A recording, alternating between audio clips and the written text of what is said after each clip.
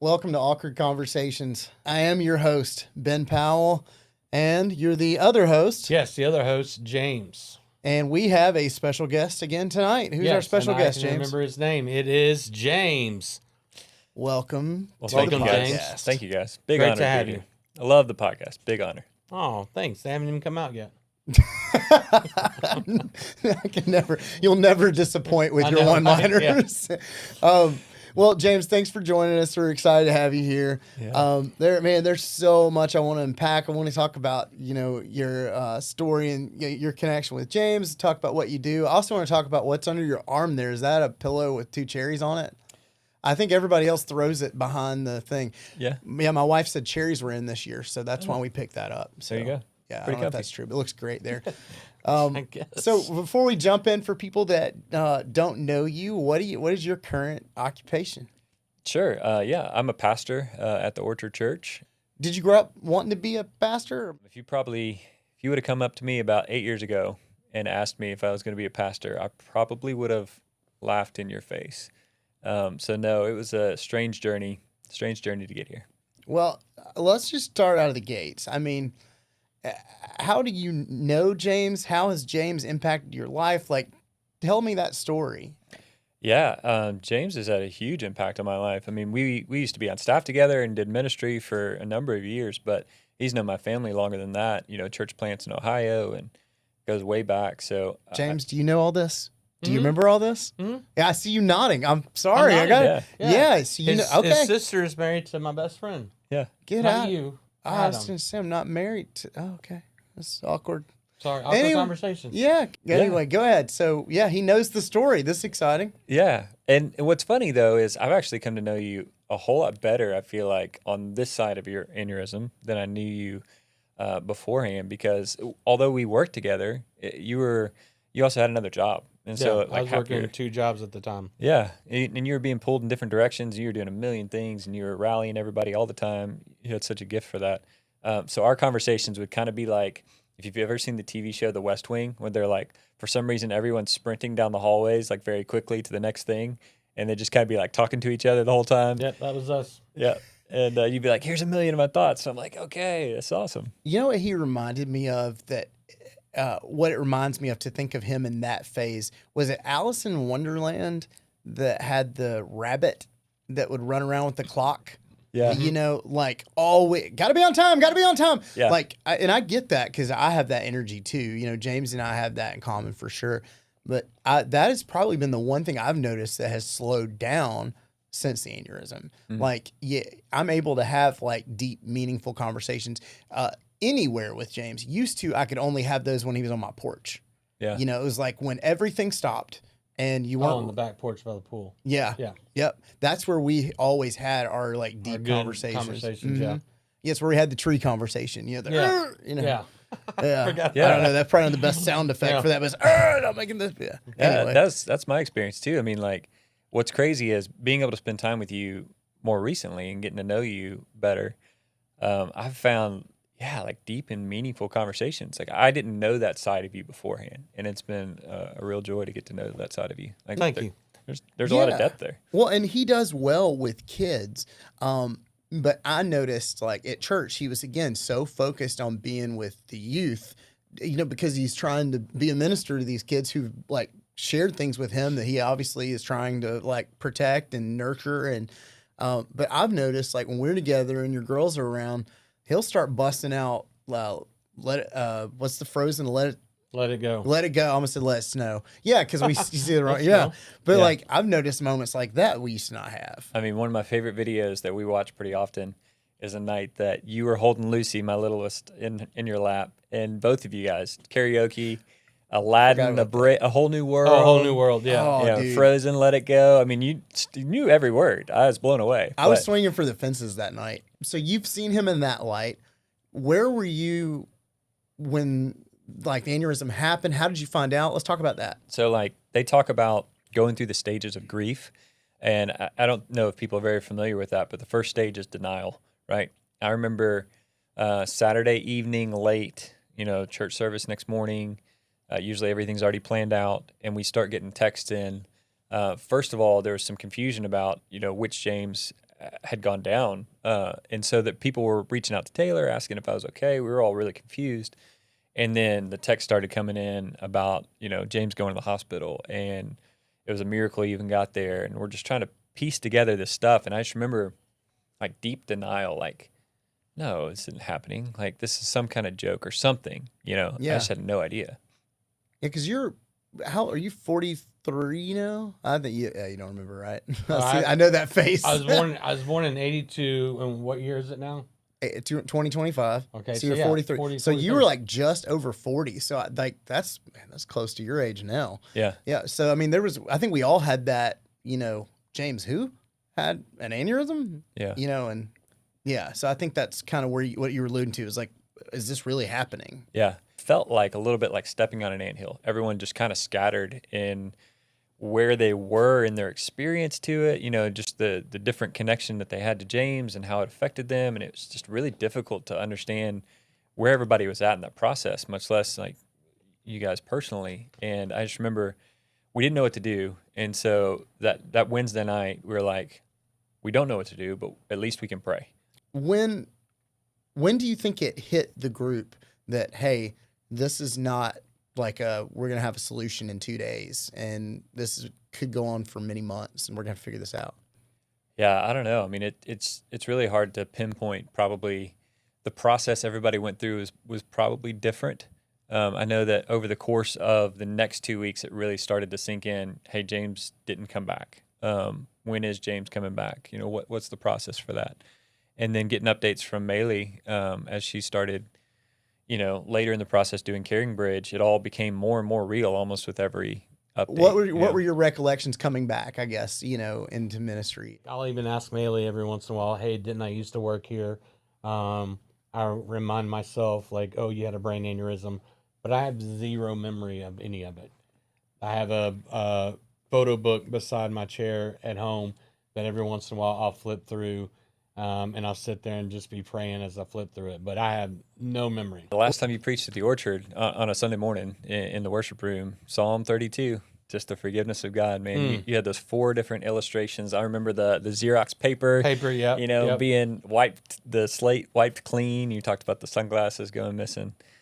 Oh, yes, James Moseley, I was expecting you. Let's just review some of your past iniquities and sins and failures. I've got a good list for you. Do you remember back in 1985? I know you were only 3 years old, but the first time you really lied. And do you remember whenever you looked at those images at that person's house that you shouldn't have looked at? And let me just tell you about all the times that you've sinned. And listen, that's what we think it's like. That God has this giant record of our sins to when we go before him, before we can even talk, he's named the sin that they were there for already. And then he stops and says, so what are you here for today? That's what keeps me from going to the throne. He says that I have wiped clean your record. I still remember that sermon like it was yesterday. But there were several times that you taught. Every time that you taught, I love to hear you Off camera, Brandon, teach. do you remember that one? Yeah. Brandon, by the way, is off camera. He's working what is that called? He's Switcher? technical director now. He's working the Technical switcher. director. That's right. Yeah, we have official titles for our volunteers here, paid volunteers. Getting paid? No, he's not getting paid. Neither you or me. The interesting thing is that I'm glad you asked him, because that sermon impacted me. That sermon impacted you. Brandon has told me before. I think it's interesting that you asked him. I'm glad you did. I've heard at least a half a dozen people that can still remember the chapter and like verses from that sermon, and that's a big deal for someone to remember that 2 years later. I mean, I'm sure you can appreciate that, James. Yeah, I mean, absolutely, man. Trust me. Yeah, you're lucky if you get them talking about it later that afternoon. Yeah. If they make it through the Cowboys game or whoever their football team is on a Sunday. For me, what was really unique about that day and what it will always be special to me was that was the day that Eli got baptized. And so, that moment, unless my memories are running together, which they've seemed to be doing, Eli got baptized that Sunday. So we had, yeah, it was because my cousin was here, and my cousin has seen everybody preach. She's been faithful since she was little, and she's gone to every Christian school and worked and done all the stuff and worked in ministry. And she was like, "Whoo, he's good." I was like, "Well, we're about to go to lunch with him here in a little bit. Yeah. What I love most about that too, that sermon, was that you were real. Like you shared your struggle, like your need for forgiveness. And that doesn't always happen when someone is handed a microphone. They don't always point to their own failure and their own need.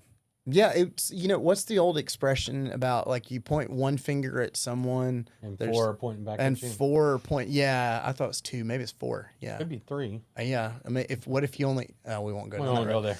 So James, he really pointed like the finger at himself that day. I remember how he started. Do you remember how he started? Yeah, I mean, I remember you were always very honest, and that's what I love about you. And you become even more, getting to know you better, you become even a better version of yourself in terms of your authenticity. Like that's one of the things I love most about you is like you are just so real. Like you will tell it how it is. You'll tell me when you're struggling. You'll tell me when you are happy.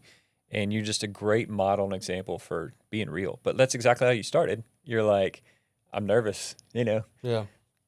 Yeah, and he had. Thank you for that. Yeah. That Well, means a he lot. had bottled waters like strategically placed out like landmines. I'm thinking this dude. I'm like he's gonna fall over a bottle of water, and you stopped. And I wish I could remember your exact wording, but it was something to the effect of, "I'm nervous."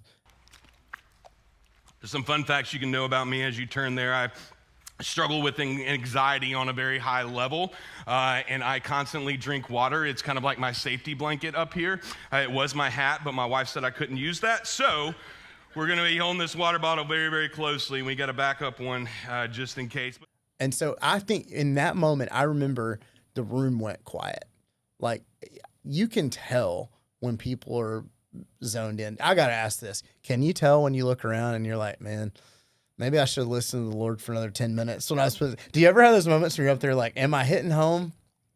Yeah. I mean, That's there's probably a hard lot one. we can I know unpack with everybody that. wants the chance Yeah. to ask a pastor that. Yeah. Do you ever have moments though, like you're like, maybe I don't know, maybe I should have gone this direction? I tell you, like, anytime you get done doing something that you put a lot of time and effort into, you're always going to go back and be like, man, I wish I had done this different. What I would love to say most of the time is that you just trust that the Lord's going to do what he wanted to do with it. So do you actually find people and look at them during Yeah, I'll tell you what, man, it's kind of hard because like you get to know people and you get to know what they're going through, and like everybody's going through something. Yeah. Like everybody's going through a struggle.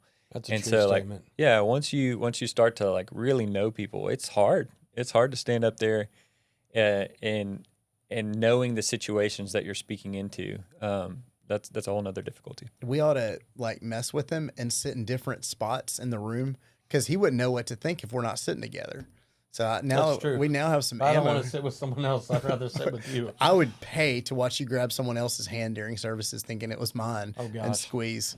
That would be very exciting. So stories that you think about with James, like what, I know we think about that sermon. I know that's a big one. Are there any other big moments that you think about with him that jump out? Yeah, man. I remember our meetings that we would have in my office, and you'd come in and just have brilliant ideas, just a visionary type person that God's wired you that way. And I remember when you filmed a devotion for Christmas a couple of years ago, and I still remember it. Like you started talking about how God didn't just save us for heaven one day. He saved us for an abundant life that starts today. Like that registered with me to the point that I've probably repeated that a couple hundred times. I found out that you used to work in film in Louisiana in the same part of the world that I'm from. What were you working on? Christian projects, secular projects? I took a semester off from college right before I graduated and started shooting on a project in Shreveport, Louisiana. They're shooting on the set of the movie Year One. It was a movie with Jack Black. I haven't seen it, but it was like a $6 million set that Fox had built. It was kind of a replica of Jerusalem. And we were out there shooting a movie for Campus Crusade for Christ. It was supposed to be a sequel to the Jesus film from back in the 70s. I had no idea what I was doing, But that's how I cut my teeth. 6 months of shooting on that set, 12-hour days in the Louisiana heat, surrounded by swamp. What's funny is we had some animals on set and animal wranglers and everything else, sheep and goats and everything. And there was swampland pretty much all around us. So gators and everything. And we were shooting through the night sometimes. And the animals would just go missing and just never come back. And that was just a part of the reality that we lived. That's crazy. Yeah, and so people picture Louisiana. I get asked all the time, like, did you have like alligators in your back? No, not where we were at. But what was really interesting is my dad worked with a guy who was a superintendent, and he had an alligator, and he would bring his alligator up to this university where, yeah, and he had a pet alligator. I think it's like Samantha or something was the name. And so, but what's even funnier is if you're from South Louisiana, you don't count people from Shreveport as being Louisiana. They say you're from Arkansas. Did you ever get that? Well, yeah, I mean, anything, North Monroe or anything like that, you're not actually from Louisiana. Yeah, so you and I haven't talked extensively about my story. I mean, we're obviously close friends, but we haven't got into all that. But a lot of people that watch this podcast, I won't say a lot, but some of them are from where I'm from and from Shreveport. So that was our stomping ground. Mm-hmm. So you filmed, that was in primarily like the Minden, Monroe area and Shreveport? Yeah, right in and around there for sure. Yeah, and then did you, it seems like you've done some things with like, is it Caleb or other Christians? I started a video production company shortly after that. And I grew up in the church. My grandfather founded Mid-America Baptist Theological Seminary, so a lot of people knew who he was.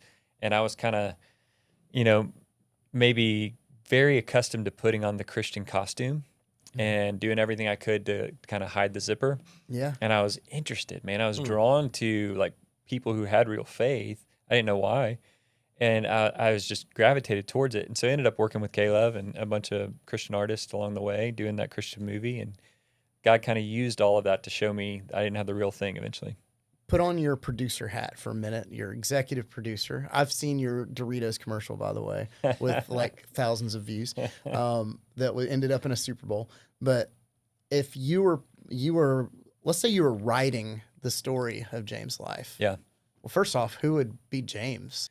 Oh, man, if we're going to have to cast somebody, you'd have to really think about that. We had somebody in the group, somebody in the comments said he looks like Tom Segura. I had to look the guy up. I remember the name, and I was you're going to have to throw a picture up because I don't know who that is. Yeah, I'll have to I don't even know who that is, but I guess they look like me. We got to have it. So what do you what would your story for James be if you produced it, if you wrote it, you had full creative control?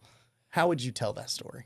Well, I think everybody's got a unique story. Like God writes the very best stories, right? And there's no two stories that are alike. And so you've got a unique story. I think the challenge is like the story is still unfolding. We haven't gotten to the end of the story yet. And so in so many of our stories, we love happy endings. We love things to just come together neatly. But what I do is I look at the Old Testament and I say, it's so cool to look at these miracles that God did. You see his power on display. You see this big show of who God is and this big display. But it's something that happened and it's past tense and you can look at it and it's over. What I think is even more interesting is that, yes, it's miraculous that you survived the ride to the hospital. Like God did that. Like it's miraculous that you survived the first operation. Like the percentages were way lower than 2%, and then you have these compounded percentages. It's miraculous you survived the first week. It's miraculous that you could get your eyesight back. It's miraculous that you could walk. It's miraculous that you could drive a boat. It's miraculous that any of these things are possible, right? I don't know if I can really drive. No, you did. I don't know that. No, I know I did, but I don't know if that's. Yeah, I don't know that we're supposed to let the state of Mississippi, Tennessee, or others. Ignore that. Yeah, so we'll throw that one out. What I would say is all of those things are a miracle. They are, but the miracle is still in progress, right? Like the miracle is not over yet. Which, in so many different ways, it's got to be difficult because like you're in the middle of it. But for so many other people, they get the benefit of watching a miracle unfold. I never really thought about that. Thank you. When you're not preaching, sit next to James on a Sunday, like prize from each other, sit between us, and it's a different experience when you hear him pelting out these songs, and he's truly doing it from his heart. Even if he misses the words or the key, I'm not going to say that you do, which is pretty rare. I miss pretty both. rare. Yeah, it's fair. I mean, I miss it all the time. All the time. Yeah. But when you see that, you realize I'm literally standing next to like a place where God is just taking his hand and said, poof. Yep. You know, I don't know if he does poof, but I'm sure he does. I picture a poof with you. Okay. You know, there's a poof. Yeah. And so, I mean, that's kind of what you're talking about. But yet what's so interesting is you and I get to admire this from a distance while James and his family still goes through the struggle of the miracle. Why do you think that is? Like, why do you think God, like, what makes you so confident there's a miracle still in progress? Well, I mean, I'll just quote what you say all the time. It's like, you're still here, so God's not done with you, right? Like that's evidence enough. Like we know God's heart, we know who God is, but we also know that we live in a fallen, broken world, and none of us escape that. It presses in on us every single day, and so we're in the middle of those two tensions, and that's the reality that most people find in their story is like I said, everybody's going through something. So if you're writing the movie of James's life, I mean, there's typical patterns that you see in movies with setbacks and overcoming and digging deeper and you know, what's the B story and how do they connect and all those things you could figure out. But to me, it's still a story that's being written. It's not finished yet. And that's the beauty of it. Well, and I think a lot of times we want to look and go, you know, like we want to participate because we want to be a part of it if it works out. And I'm not saying you or me. I'm saying just general humans. You know, we want to try to bet on a winner. Yeah. And you know, there are times when your story where it would have been very easy in the very beginning to go, yeah, he ain't coming out of this. Like, you're coming out of this now. We see where he's at right now, and it's still not enough. But I think it's so interesting is that we gauge success by whatever moving bar that we think is the right bar. And that's what I've had to tell myself. Because when I lost my son, where is God? Mark 11, 21 through 23, say the mountain, believe it'll be thrown in the sea, it'll be done. Didn't happen. And I'm like, where are you at now? Yeah. You know, and I can tell you, watching you, you don't see this kind of passion on me much. Every time I look at you, I'm reminded. It's like a voice in my head. I'm not saying I'm hearing voices, but I'm saying it's like That's good. It's like clanging pans. Yeah. You're like, miracle. You know, that's what I hear when I see you. And I can't avoid it. And that's why I feel so fortunate because a lot of people watching this right now, they don't have that experience. They haven't had that moment. And that's why I'm so motivated to put this out there. Yeah. And I love the fact that it's called Awkward Conversations too, because there's a part of me, being honest, like I didn't know exactly what to say. And for some reason, everybody feels compelled to say something, right? They always got to like fix it, or I wouldn't say the right thing myself. It's like, I don't know how to talk to James until I talk to him. And I realized he's just James and he just loves people and he just wants you to come and talk to him. And like, I want that for you. I want people to not be awkward around you. And it's okay if it's awkward. It totally is fine if it's awkward. But like, there's so many awkward topics. You overthink. Yeah, around these things. Like, do you notice that kind of thing? I'm sorry, James. I've never asked you. Do you remember people doing that with you? I don't remember, but like I know that it happens. Even I get awkward in my mind going, I know them from somewhere, and then how do you, hey, who are you? You know, that's awkward. Yeah. James, I'm sorry, I jumped right in, but I've never asked him that, I don't think. Anyway, Good. Well, I mean, it's just awkward to talk about hard things. It's awkward to talk about like struggles that people go through. It's awkward to talk about faith in general for most people. Like we don't have a lot of practice at these things, right? So it's like, so what if it's awkward, right? Like, okay, so, you know, you're going to be a little butterflies in the stomach. Okay, so just have a conversation being nervous. Like, who cares? Like, who's writing the rules that says that it's got to be a certain way, right? And so do you have a pro tip? Like, it sounds like you have one. Like, hey, here's what I've learned, like, on how to communicate with James. Like, is there like a... Yeah, I mean, like, I just have come to know James better, and so I'm just feel more comfortable around him. And now it's okay to just come up and talk to him. Like, that's what I would want every single person to do, whether he remembers them or not. Like, that's what he wants. That's what he tells me all the time.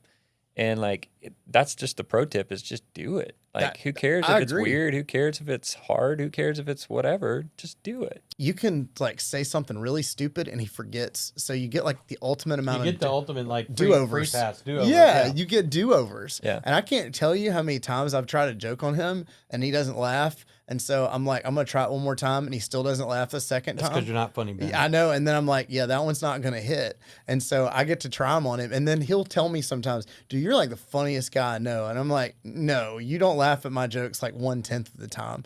So you're just ultimately my guinea pig. Oh, Yeah. nice. And my friend.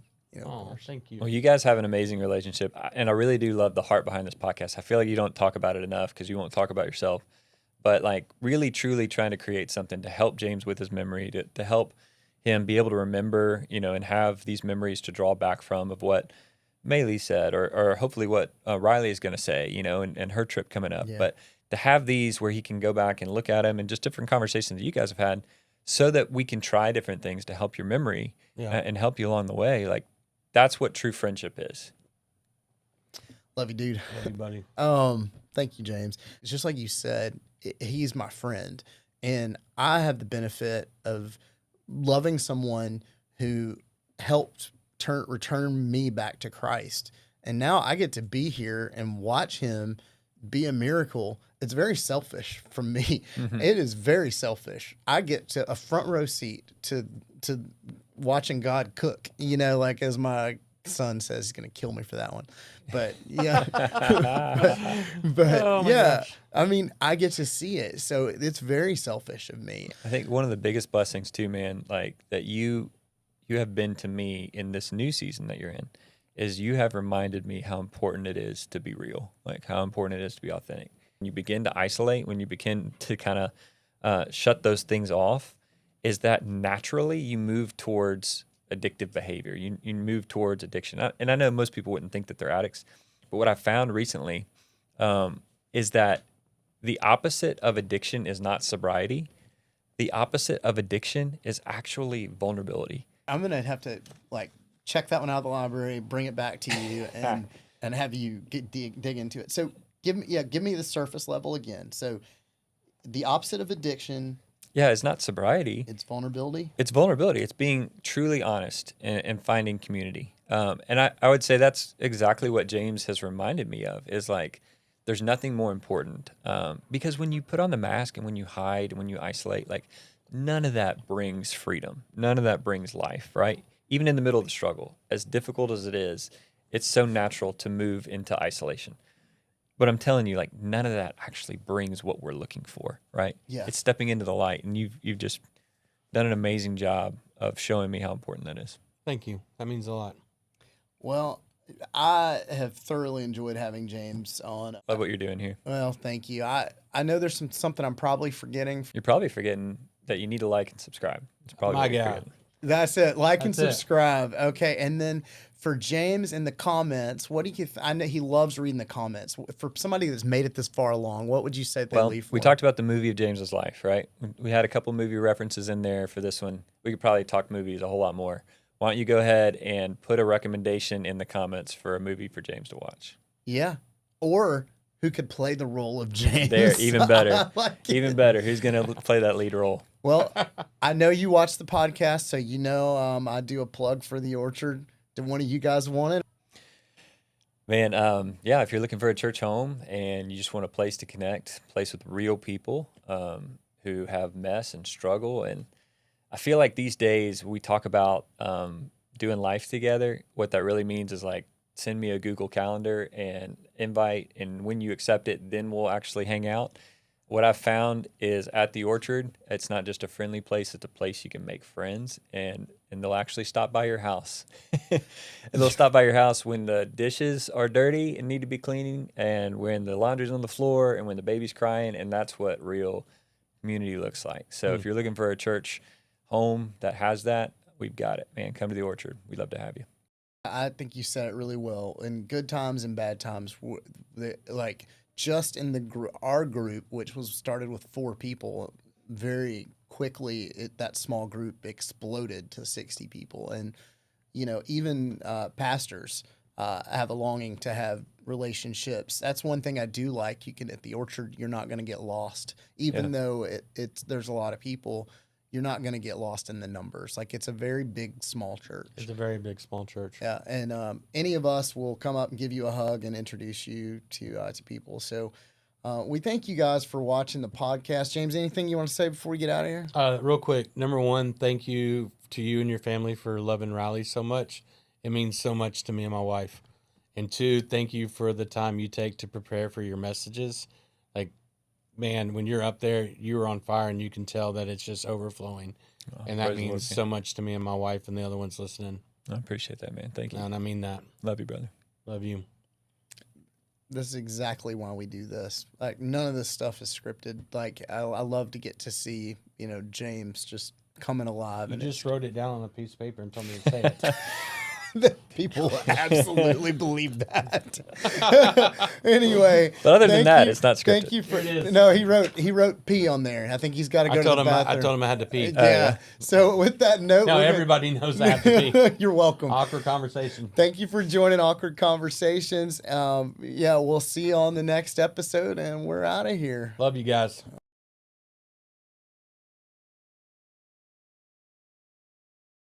The idea God took my transgressions, David's transgressions, Ben's transgressions, and said, listen, I'm not just going to put them in a place that's measurable because I am God and I am big. I'm putting them in an immeasurable distance away.